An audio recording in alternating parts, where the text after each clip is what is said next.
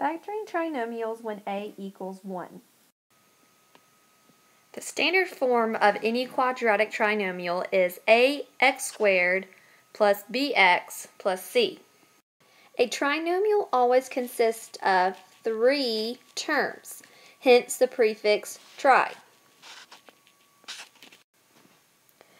The first example, we're going to be factoring the trinomial x squared plus 8x plus 12. First, we're going to list all the factors of c.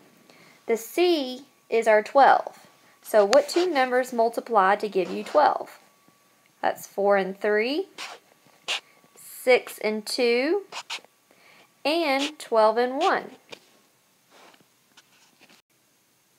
On the last slide, we found the factors of 12. Those were 4 and 3, 6 and 2, and 12 and 1. Out of these 3, which one will add up to give you 8? Well, 4 and 3 will give you 7, 6 and 2 will add to give you 8, and 12 and 1 will give you 13. So 6 and 2 are the pairs that add up to equal 8. So our final answer is going to say x plus 6 and x plus 2. It does not matter if you write x plus 2 first and then x plus 6. There's a shortcut when factoring trinomials when you have plus signs in the back. If you have a plus sign in the back, that means that we can have 2 plus signs in our factored answers or 2 minus signs in our answer. To determine which one we're going to have, we have to look at the first plus sign or the first sign. And since it's a plus sign, we are going to have 2 plus in our factors. So it said x plus 6 and x plus 2.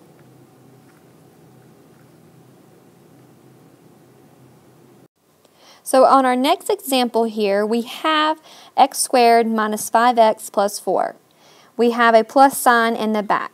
So remember what we said earlier is if you have a plus sign in the back, you could have 2 plus signs in your factored answers or 2 minus signs. We'll talk about those as we continue on. But let's first figure out the factors of c, which is 4. What two numbers multiply to give you 4? 2 and 2, 4 and 1. Which out of these two could give you 5? 4 and 1. So in our final answer, we decided that 4, our factors of 4, was 2 and 2 and 4 and 1. But 4 and 1 could give us 5. But remember, we have a plus sign in the back, so that means we're going to have plus, plus in our answer, or minus, minus. The sign in the front determines what we're going to have, which is 2 minus signs.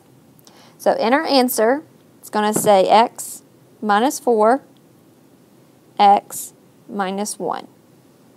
Again, this is just a good way to help us that we don't get our negatives confused, especially when we want to multiply negative 4 and negative 1 to give you a positive 4 and add to give you a negative 5.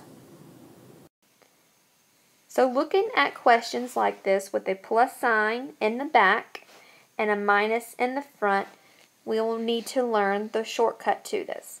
Again, plus sign in back means we will either have 2 plus signs in our answer, in our factors, or 2 minus signs. This sign in the front, in this case, is a minus. This will tell us what we'll have, which will be 2 minus signs. Just a way to remember when you're factoring if you get confused with your negative numbers. So our next example, x squared plus 3x minus 4, is a little different due to the fact that we have a subtraction in the back. But we will still figure out the factors of c. What two numbers multiply to give you 4? 2 and 2, 4 and 1. Out of those two, which pair could add up to give you b, which is 3? 4 and 1. So on the last slide, we found out that the two numbers that we'll be using for 4 will be 4 and 1, because 4 and 1, when you multiply them, gives you -4, but could add to give you +3. Now, which one is going to be positive or negative in our factored answers?